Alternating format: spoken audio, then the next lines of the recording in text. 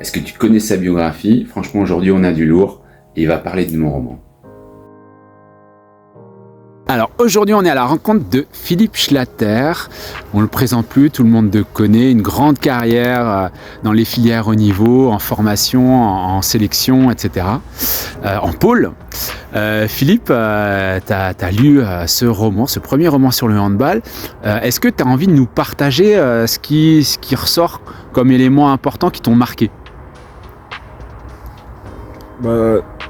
Trois éléments majeurs. Bon, déjà l'histoire, bien contée, la quête d'accéder au plus haut niveau, de vivre des émotions. Aussi une chose qui m'a marqué, c'est aussi le manque de sécurité et de confiance en elle de l'héroïne qui a dû travailler sur elle, qui se comparait toujours à son ami. L'utilisation des futurs outils novateurs, je pense à la vidéo qui sera capable de lire les émotions des joueuses et des joueurs, la peur, le stress, c'est quelque chose qui dérange pas, mais qui interroge. Les questions des binationalités aussi. Ça, c'est des questions dans lesquelles j'aimerais qu'on réponde. On a, dans tous nos pôles, on connaît beaucoup d'enfants qui sont binationaux et qui, à un moment, quand ils n'accèdent pas à la filière haut niveau française, vont jouer pour le pays de leurs parents. Des fois bien vu, des fois moins bien vu par d'autres tiers. Les problématiques féminines et le sport, ça j'ai trouvé que c'était un chapitre fort et prégnant. C'est vrai que quand on est entraîneur, on se préoccupe souvent que de l'entraînement et qu'on n'a pas... On ne pense pas à tout ce que ces jeunes femmes peuvent endurer lors des cycles menstruels. Et est-ce qu'il y a des résonances par rapport à ce que toi tu as vu dans le haut niveau, dans les sélections, dans les équipes de France jeunes ou autres?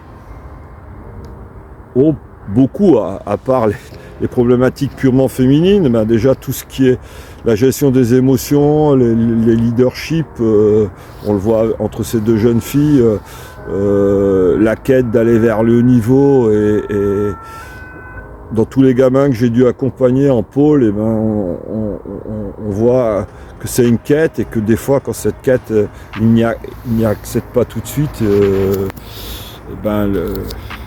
il y a un phénomène de lassitude, voire d'abandon qui les habite.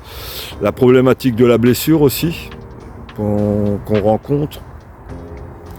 Il y a beaucoup de parallèles avec le monde garçon, puisque l'utilisation de la vidéo, quand j'ai commencé avec l'équipe de France en 2004, l'utilisation de la vidéo elle était faite avec parcimonie. Et même quand j'ai débuté, on avait encore les fameuses cassettes VHS.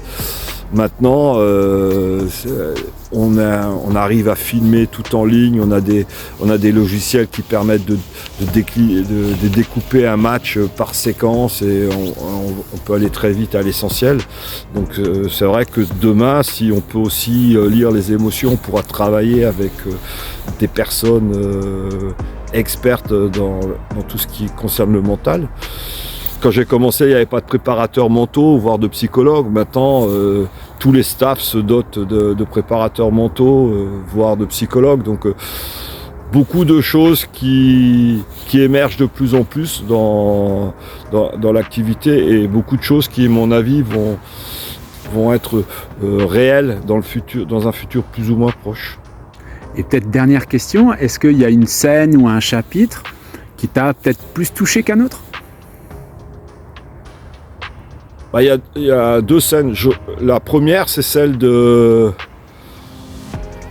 quand elle a joué le rôle avec le dirigeant et les problèmes qu'elle rencontrait, ces problèmes féminins.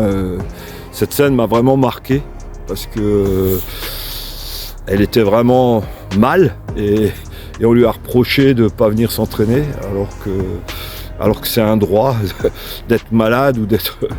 Donc ça m'a vraiment marqué, et après son combat, parce que c'est vraiment un combat qu'elle a mené et elle a eu gain de cause.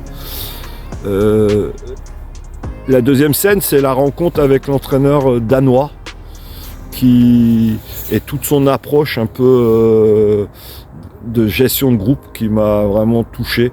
L'aspect technique, tactique, que à mon avis tous les entraîneurs maîtrisent parfaitement, n'est pas secondaire, mais il y a toute la notion de groupe, tout ce qui va permettre à l'équipe de vivre et de bien vivre ensemble qui va permettre le résultat. Et ça m'a vraiment marqué.